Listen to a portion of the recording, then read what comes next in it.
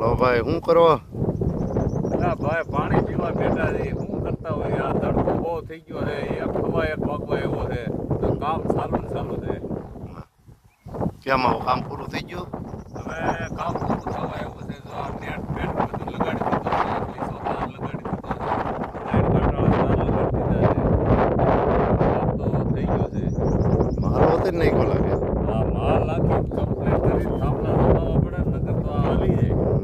પછી આ કાયમી માટે રાખવાની હોય. સરકારી સબસિડી ઉપર બોલાયેલી હોય એટલા માટે કામ તો સારું કરવું પડે. એ સાહેબો જોવા હોતે ના હોય.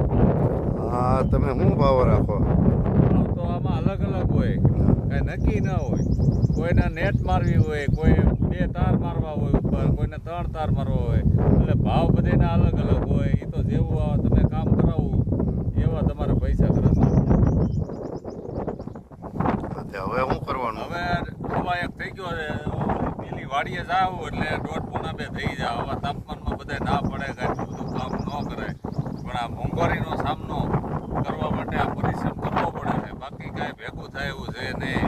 તો આપણે ટાટાપુરની વાટ જોઈએ તો 6 વાગ્યા સુધી ટાટાપુર થતો જ નથી. એટલે કીધું 1-1.5 વાગ્યા સુધી અત્યારે ખેંચી લઈ, પછી 4 વાગ્યા સુધી વાંધો નહીં.